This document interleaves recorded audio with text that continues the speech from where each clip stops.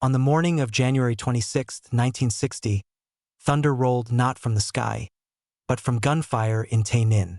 In the quiet countryside of Tua Hai, a former French military base now held by the Army of the Republic of Vietnam ARVN, the first major battle of the Southern Resistance began. This was no skirmish. This was the spark. At 2 a.m., nearly 2,000 guerrillas and regular soldiers of the Liberation Army launched a surprise assault.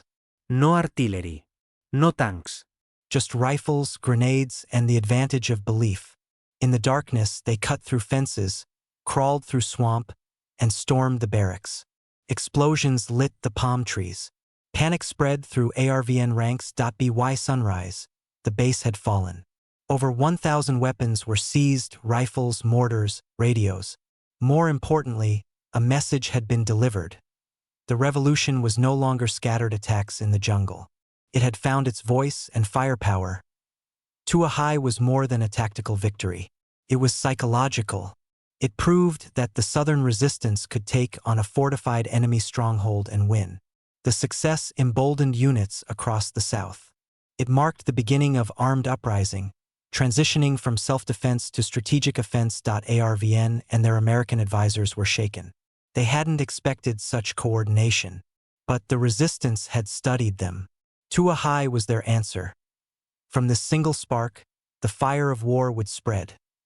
The battle that began in silence would echo for 15 more years. January 2, 1963. In the rice fields of Ap Bac, Tiên Giang Province, a moment arrived that would shatter illusions.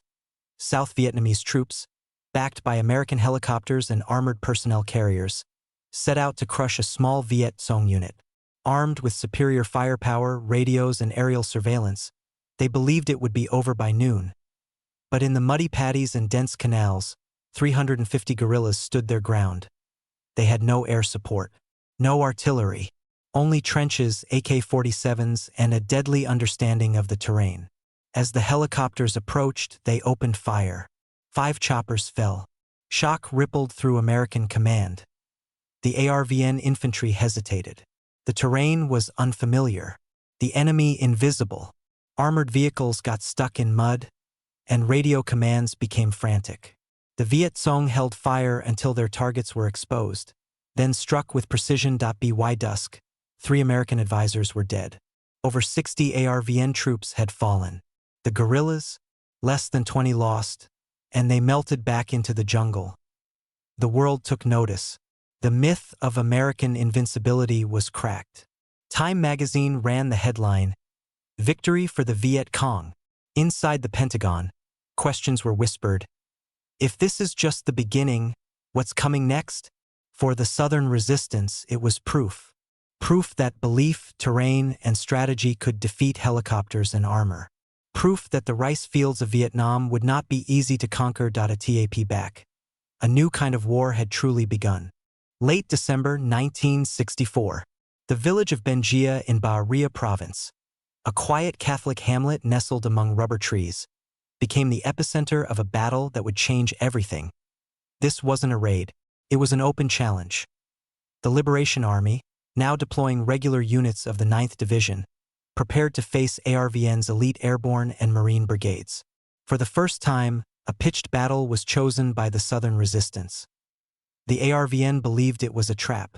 They sent helicopters, artillery, elite forces. But the liberation troops had already fortified the village, coordinated fire zones, and laid ambushes in the rubber plantations. They fought in company formations, not scattered cells. The battle raged for 5 days. Helicopters dropped paratroopers into open zones, only to meet machine gun fire. Tanks tried to breach village roads, only to explode from mines. ARVN troops advanced, but were pinned down by crossfire from tree lines and bunkers. By January 1, 1965, over 400 ARVN soldiers were dead. 5 American advisors had fallen. The 9th Division stood bloodied but still in control of the battlefield. Ben Gia shattered the myth that the Liberation Army was merely a guerrilla force. It proved they could hold ground, coordinate large-scale attacks, and withstand elite assaults. For the ARVN, it was a blow to morale. For the Americans, a warning. The war had changed shape. Fast. For the Vietnamese resistance, Ben Gia was no longer just a village. It became sacred ground, baptized in fire, blood, and unshakable will. June 9, 1965. In the heart of Phuc Long Province, the small town of Dong Xoai exploded into flames.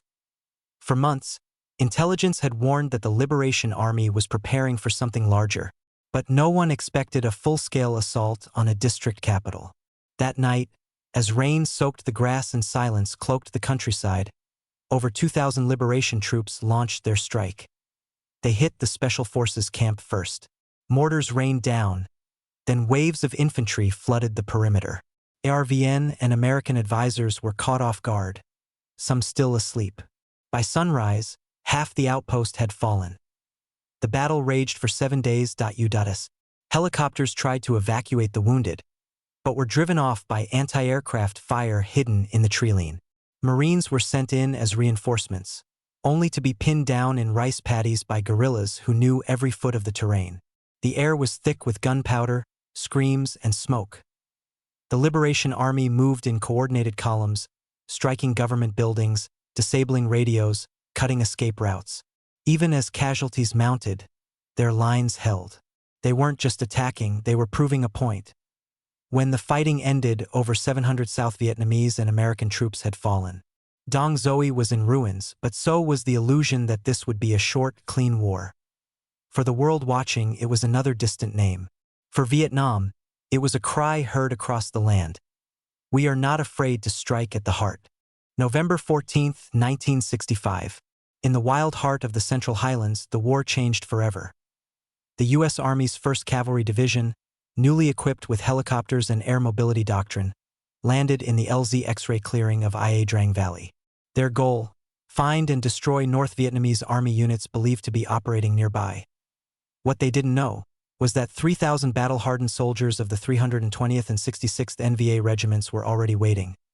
From the first drop, the jungle erupted. The first wave of U.S. troops barely secured the perimeter before being hit from all sides. Mortars rained down. AK-47 fire stitched across the clearing. Bodies fell in seconds. Helicopters buzzed overhead, bringing reinforcements, evacuating the wounded, dodging enemy fire. For 3 days, the Americans held on, relying on airstrikes and sheer firepower. Napalm scorched the treelines. Gunships roared in loops. But the NVA kept coming, stealthy, disciplined, invisible. On November 17th, the survivors marched out, bloodied, changed. Ia Drang was America's baptism by fire. 234 Americans were dead. Over 1,200 North Vietnamese soldiers had fallen. The jungle swallowed them all in silence. For the U.S., it was proof of courage and a warning of what lay ahead. For the Vietnamese, it was the first test of head-on confrontation, and they endured. Ia Drang was not just a battle. It was the opening of a long and bitter war between two armies. A war fought not just in fire, but in will. March 1966. Nestled in the vast rubber plantations of Tay Ninh, the Dao Tieng base served as a strategic American stronghold, a logistics hub guarded by concrete bunkers, perimeter fences, and fire bases. To take it would be bold. To attack it directly, almost unthinkable, until the Liberation Army did exactly that. Before dawn, under thick fog and the dense canopy of rubber trees, sappers crawled through the jungle, wire cutters in hand, their footsteps muffled by fallen leaves. Mortars opened the assault, tearing into the outer defenses. Then came waves of infantry, charging through smoke, gunfire blazing. Inside the base, chaos erupted. American and ARVN troops scrambled from bunkers, struggling to orient themselves in the darkness. Radios jammed. Lines broke. The jungle became a maze of muzzle flashes and shouted commands. For hours, the battle raged among tree rows and trench lines. Helicopters circled above, unsure where to land. Shells exploded in rhythm. The rubber trees, tall and silent, bore witness to the carnage beneath their canopy. The liberation forces penetrated deep, destroying ammo depots, capturing supplies, then vanishing before a full counterattack could arrive. When the smoke cleared, hundreds lay dead. The base still stood, but so did the message. Dao Tieng wasn't just a strike. It was a demonstration. No fortresses beyond reach. And in the heart of the plantation, the war had sunk its roots deeper into the soil. August 18, 1965. On the sun-scorched shores of Quang Ngai, the United States launched its first major ground offensive, Operation Starlight. The target was Van Tuong, a cluster of coastal hamlets believed to be a Viet Cong stronghold. The plan was swift and surgical. Marines would land by sea and air, encircle the area, and crush the resistance before it could scatter. But the land had other ideas. As helicopters churned the salt air and amphibious vehicles rolled ashore, hidden trenches came alive. From coconut groves and rice paddies, liberation fighters emerged, not in retreat, but in defiance. Their bunkers were deep. Their firing lanes were precise. They fought in units, not mobs, squad by squad, ridge by ridge. Mortars règnent dans landing zone. Snipers picked off officers. Mines tore through marine columns. The U.S. had firepower, tanks, naval bombardment, airstrikes, but the liberation fighters had preparation. For every hill taken, blood was spilled. For every advance, a countertrap waited. After 2 days, the Americans declared victory. Over 600 Viet Cong were reported killed. But the cost: 45 Marines dead, over 200 wounded. And more tellingly, no surrenders, no collapse, no fear. Van Tuong sent a message to Washington. This was not a war of fleeing shadows. This was a war where the earth itself fought back. And as helicopters lifted off, their cargo of wounded heavy, the Marines looked back at a village that refused to bow. The war was only beginning. February 6, 1968. Amidst the rugged hills near the Laotian border, the Lang Vei Special Forces camp stood isolated but proud, guarded by U.S. Green Berets and South Vietnamese CIDG troops. Then came the rumble. It began before midnight. The ground trembled with unfamiliar echoes. Not just mortars, not just rockets, but tanks. For the first time in the war, the Liberation Army unleashed PT-76 amphibious tanks across the battlefield. Metal monsters crawling through jungle and mud. Inside Lang Vei, disbelief turned to chaos. The defenders fought fiercely. Anti-tank weapons jammed. Barbed wire was crushed. Machine guns rattled but couldn't pierce steel hulls. The tanks rolled over bunkers, firing point blank. South Vietnamese troops scattered. Green Berets called air support. None came in time. The base fell in hours. Some defenders escaped into the jungle. Others were captured or killed. 7 U.S. advisors died. The shock echoed through command posts from Khe Sanh to Saigon. The enemy had armor and knew how to use it.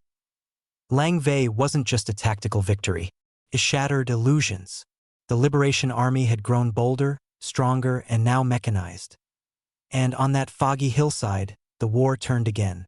The steel gate had cracked. Behind it lay the thunder of Tet. January 21, 1968. Deep in the mountains of Quang Tri, the U.S. Marine base at Khe Sanh came under fire. It began with a deafening barrage, over 300 shells in minutes. Ammunition dumps exploded. Barracks collapsed. Radio towers snapped like twigs. The siege had begun. Around the base, tens of thousands of liberation troops had silently surrounded the valley. Trenches crept closer each night. Mortar pits and anti-aircraft guns dug into hillsides. The Americans, 6,000 strong, found themselves trapped. Days turned to weeks. Resupply came only by air under constant fire. Helicopters dodged flak to drop crates. Cargo planes released parachutes over burning LZs. Every ration, every bullet, every life had to be flown in. Inside the wire, Marines lived in bunkers. Mud-soaked, sleepless, breathing smoke and fear. Artillery never stopped. Night patrols vanished in jungle fog. And always the dread. Would this be another Dien Bien Phu? But Khe Sanh held. For 77 days, under unrelenting pressure, the base resisted. Bombers blanketed the hills. Shells carved trenches into scars. The Liberation Army paid a heavy price but proved they could sustain a prolonged siege. And when the siege lifted in April, the base stood, but hollow, haunted. Abandoned soon after. Khe Sanh wasn't just a battle. It was theater, a distraction, a symbol. But to those who fought there on both sides it was no illusion. It was blood, fire, silence, and survival. February 1968. As the Tet Offensive rippled across Vietnam, the town of Ben Tre, a quiet river city in the Mekong Delta, awoke to war. At midnight, liberation fighters launched a surprise assault. Bridges were seized. Government buildings taken. Police outposts fell in minutes. Local guerrillas blended with the shadows, their knowledge of the canals and alleys unmatched. American and ARVN forces responded with overwhelming firepower. Artillery rained from firebases. Gunships strafed from above. Homes became targets. Boats fleeing on the Ham Luang River were caught in crossfire. In the chaos, the city burned. For days, block by block, the battle raged. U.S. advisors ordered airstrikes within city limits. Napalm was dropped. The population fled or perished. In the end, the liberation forces withdrew. Their objective, to spark uprising, was met with blood, not banners. Over 5,000 civilians lay dead or wounded. 3/4 of the town destroyed. And then came the quote that a U.S. officer told a reporter. It became necessary to destroy the town to save it.